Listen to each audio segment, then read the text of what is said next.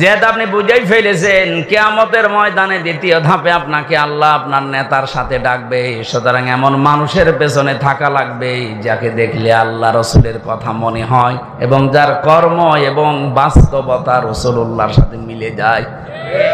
এরকম মানুষের দেশে নেই। আমরা এই প্যান্ডেলের ভেতরে এসে কত কথা বলার পরে বলে ঠিক আছে, এখান থেকে যাওয়ার পরে সব উল্টিয়ে ফেলি। এই জন্য আমাদের কপালের কোনো পরিবর্তন নেই। এবার আর ভুল করা যাবে না। কি কথা বলে না কেন? এবারও যদি ভুল করেন আবার পেছিয়ে যাবেন। আশা করছি আপনার বিবেক কাজে লাগবে।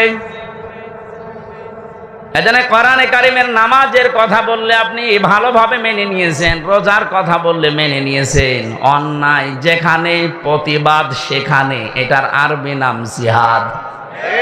জিহাদের কথা বললে আপনি জঙ্গি মনে করেন, জিহাদের কথা বললে রাজনীতি মনে করেন। তাহলে আয়াতটার সাথে তো আপনার বাস্তবতা মিলছে যে কিছু মানেন আর কিছু মানেন না।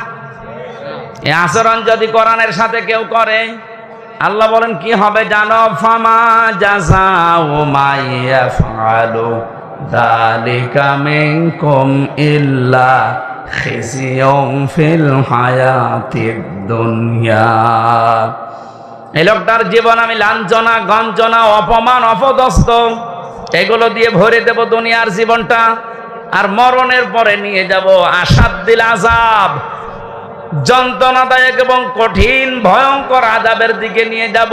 এটা কোনো কাফেরের বিপক্ষে আল্লাহ বলেছেন, আমি পাইনি।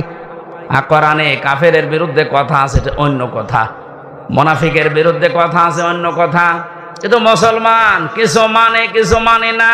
এদের যে কি শাস্তি দুনিয়ার আখেরাতে আপনি তো দেখলেন।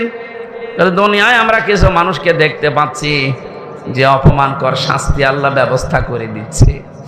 আর আসাদ্দিল আযাব যেহেতু দিয়েছেন ইসমে তাফসিল, এটা সুপারলেটিভ ডিগ্রি, এর উপর আর কোনো শব্দ আরবিতে নেই। আল্লাহ বলেন এমন যন্ত্রণাদায়ক ভয়ঙ্কর কঠিন আযাবের দিকে মরণের পরে নিয়ে যাব, ওটা আমি আল্লাহ ছাড়া আর কেউ জানে না। এজন্য জালেম যারা, আপনাদের দুনিয়া শেষ হয়ে গেছে, আখিরাতও আপনি শেষ করে ফেলেছেন। আপনাদের জন্য বড় আফসোস লাগে আমাদের।